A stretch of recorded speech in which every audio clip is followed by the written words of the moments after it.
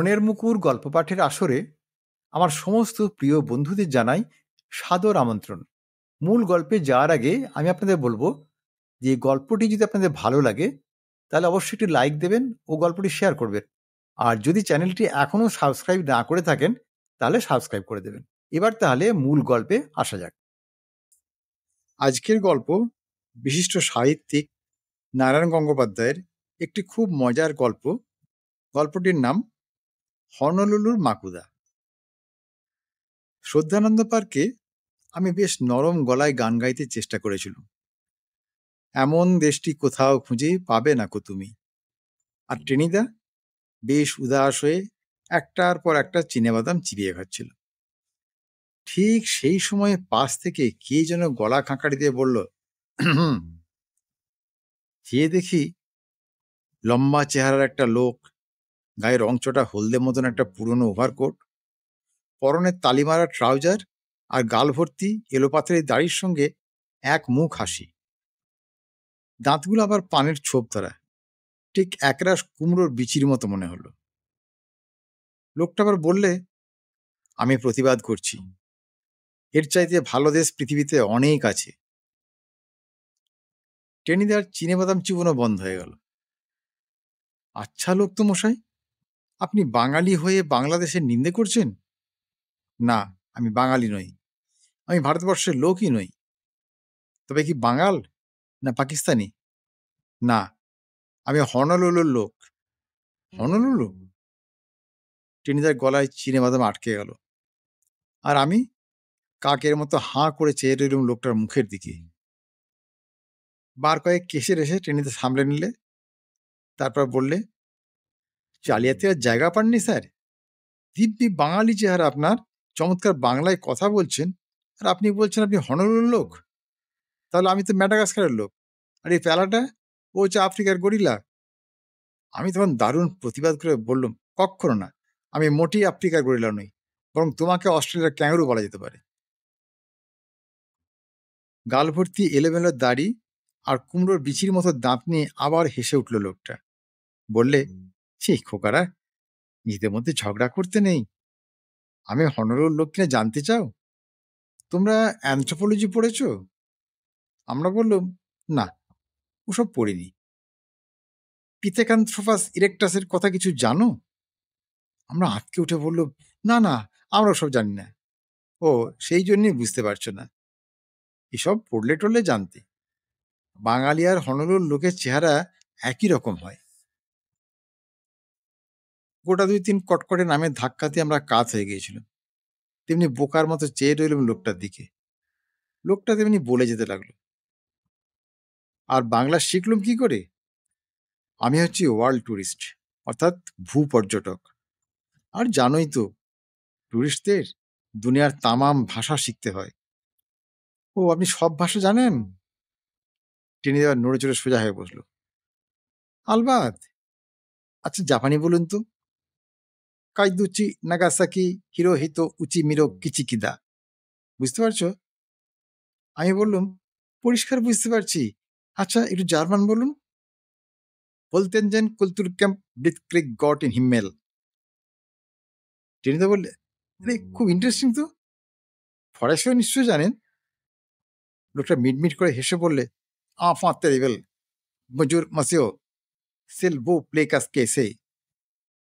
টেনিদা বললে, দারুণ। আমি চোখ কপালে তুলে বললুম, নিদারুণ। আর শুনতে চাও?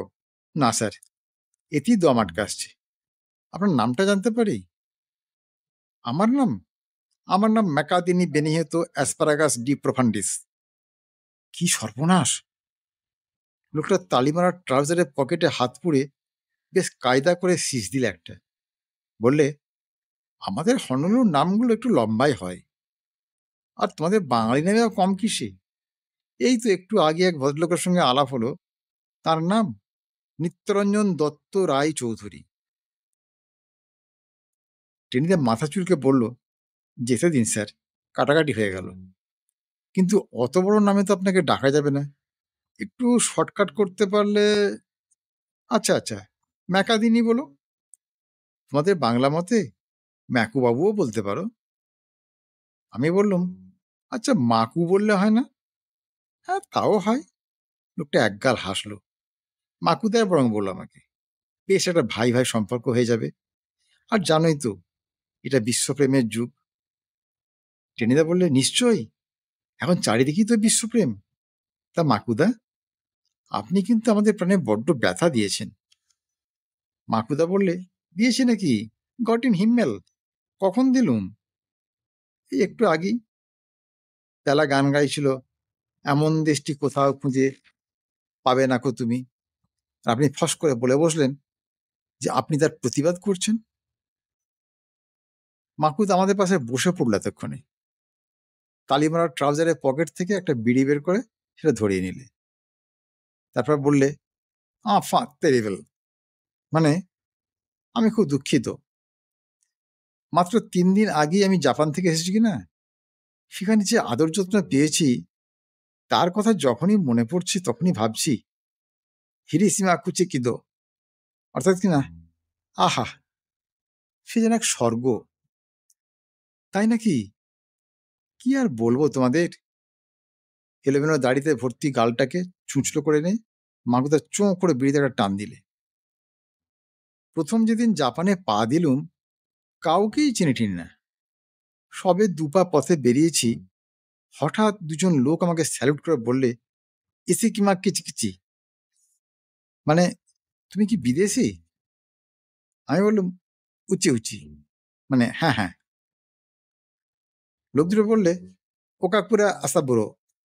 মানে, আমাদের সঙ্গে এসো। তখন টেনিদা জানতে চাইল, "তারপর, তারপর?" "তারপর? তারপর নিয়ে গেল একটা ফার্স্ট ক্লাস হোটেলে। কত কি যে খাওয়ালো সে আর কি বলবো। চাউ চাউ, ব্যাঙের টোস্ট। আহা! মনে পড়লে এখনো পেটের ভেতরটা যেন চনচন করে ওঠে। পেট ভরে খাইয়ে দাইয়ে হাতে ২০০ ইয়েন মানে জাপানি টাকা দিয়ে বললে, 'দোজিমুরা কাঁচুমাচু।' অর্থাৎ কিনা, তোমায় সামান্য কিছু হাত খরচ দিলুম। টেনিদা বললে, "ইস! তাহলে তো এবার জাপান যেতে হচ্ছে। ও খাবারগুলো এখানকার চীনা হোটেলে পাওয়া যায়? ইস! যেও শুধু জাপান?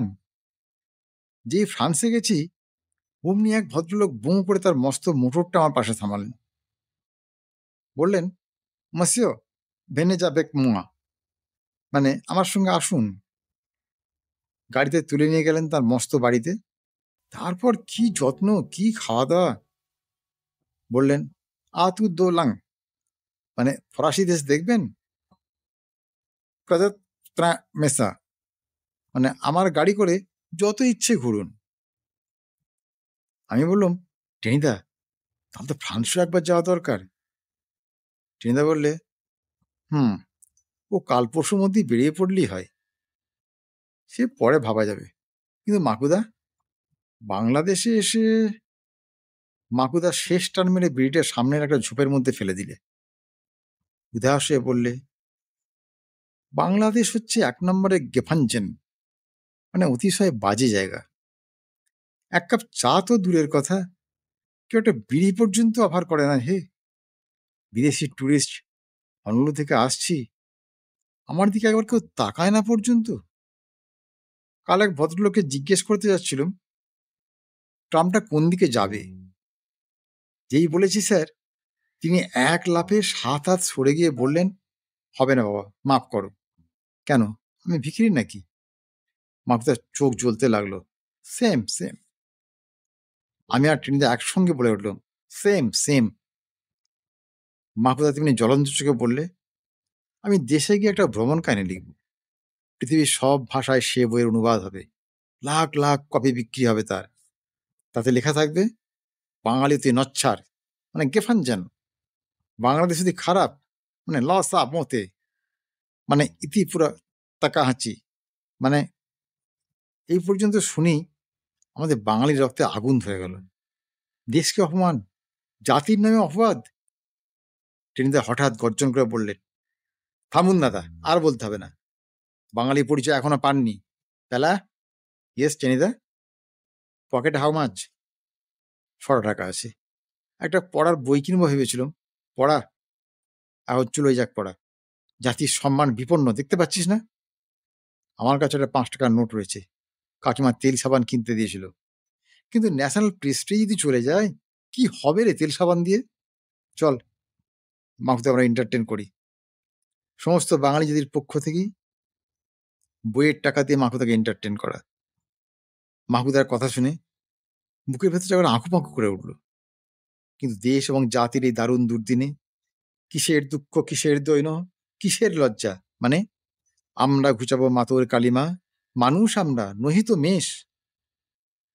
টেনিদা বললে, চলুন মাকুদা, বাঙালিকেও একবার দেখে যান। কুমড়োর বিচির মতো দাঁত বের করে মাকুদা বললেন, কোথায় দেখবো? দ্য গ্রেট আবার খাবো রেস্টুরেন্টে। মাকুদা দেখলেন, ভালোই দেখলেন। 4টে কাটলেট, 2 প্লেট মাংস, 1 প্লেট পোলাও, 1 প্লেট পুডিং, তারপর 2 প্যাকেট ভালো সিগারেট আর 3 টাকা ট্যাক্সি খরচ আমরা ওর হাতে দিয়ে দিলুম। মানে আরো দিতুম, কিন্তু পকেট ততক্ষণে তো গড়ের মাঠ হয়ে গিয়েছিল। এবার খুশি হয়েছেন মাকুদা? ট্যাক্সিতে পা দিয়ে মাকুদা বললেন, বিলক্ষণ। তাহলে বাঙালি কথা লিখবেন তো ভালো করে, আমার আর এই প্যালারামের কথা? সব লিখব, যদি আমার বই কেউ ছাপে। বলে মাকুদা ট্যাক্সিওয়ালাকে বললেন, বাগবাজার, জলদি। আমি ব্যস্ত হয়ে বললুম, আপনার বই ছাপবে না মানে? আপনি ওয়ার্ল্ড টুরিস্ট? আরে, জীবনে আমি দমদমের ওপারে যাইনি। আমার নাম বেচারাম গড়গড়ি, বাগবাজারে থাকি। বড্ড খিদে পেয়েছিল, তাই এত কিছু সব অভিনয়। খুব সুন্দর খাইয়েছো ভাই, থ্যাংক ইউ, টাটা। আমাদের নাকের উপর এক রাস ধোঁয়া ছেড়ে দিয়ে বোঁ করে বেরিয়ে গেল ট্যাক্সিটা। আজকের গল্প তাহলে এখানেই শেষ করছি। গল্পটি কেমন লাগলো তা কমেন্ট করে জানাবেন, আর যদি ভালো লাগে তাহলে একটা লাইক দেবেন ও গল্পটি শেয়ার করবেন। আর যদি মনের মুকুর চ্যানেলটি এখনও সাবস্ক্রাইব না করে থাকেন তাহলে এখনই সাবস্ক্রাইব করে দিন। আজ তাহলে আসি বন্ধু, খুব শীঘ্রই আবার হাজির হব এরকম একটি সুন্দর গল্পের ভিডিও নিয়ে। ততক্ষণ সবাই খুব ভালো থাকুন, সুস্থ থাকুন, আনন্দে থাকুন। নমস্কার।